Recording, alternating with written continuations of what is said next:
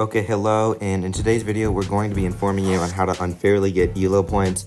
So what you're going to do is using Elerion, a certain playstyle with Elerion, you are almost able to guarantee wins in a certain scenario. So here's Elo ratings. So like it goes up if you win, it goes down if you lose.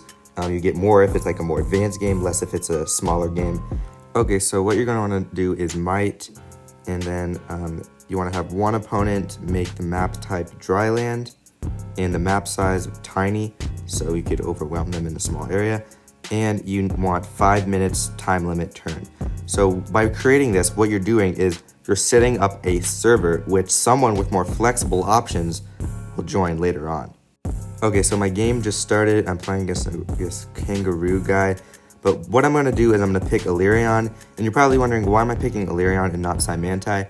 And you'll see why, but Elerion can spam some very powerful, weird horse creatures, while Saimantai is a bit more work to get powerful units on the field. But Saimantai is definitely better mid and late game, but in a small map early game, Elerion is definitely the choice.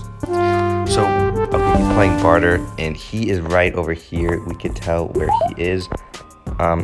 I could make a safe assumption that he's going to be right where I'm zooming in on, because there's runes that aren't allowed to be too close, so it would make perfect sense. Okay, so it looks like I got two separate games to play, so you'll watch me play both of these. So Elerion, we're just going to enchant animals and then rush him. It's literally that easy. And we got all these swords. These are literally swordsmen. It's actually broken. Looks like he's probably on the opposite side. Let's look at the rune placement. Oh yeah, the rune placement literally tells you where they are. So yeah, he's definitely right there, because the runes could not be that close. So we're just gonna enchant some animals you already know, and we're just gonna rush. And okay, so I'm not going to make this video like 11 minutes. Instead, I'm going to make it pretty short, and that's because it's very simple what I'm doing. I'm just claiming villages and then enchanting the animals in the villages, and then quickly using those animals to attack. So as you can see right here, after I claim these cities, I'm going to turn a bunch of these unicorns and bears in my land into swordsmen. It's so broken. From these two cities in this turn I just captured, I am able to enchant 8 swordsmen. Now, of course, I can only afford to enchant like 5, but you get the point. Like 8 is too much. It's so broken. On turn 4, I'm able to get 8 swordsmen, each for 2 stars. Like, the only chance your opponent has to defend this is if they're playing like, what are they? If they're also playing Elerion, that's the only occasion.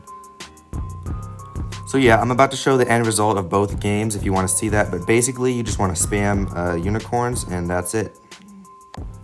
Okay, so for the final results, I won game 1 due to resignation, and yeah, just an easy 7 Elo points, but it was a pretty quick game, so I gained less Elo points. Now in game 2, he also resigned, but it was right before I took his capital, and I just took over the whole map. And what I actually did is I stalled a little bit this game to turn 8, because now I'm actually going to get more Elo points from doing this. So yeah, it's actually kind of evil that the game rewards you for stalling, but it's kind of like, because they programmed it in this way, you're able to take advantage of it. So yeah, that's how you're going to get a bunch of Elo points unfairly. Just spam Elerion in small maps. I just got 14, boom.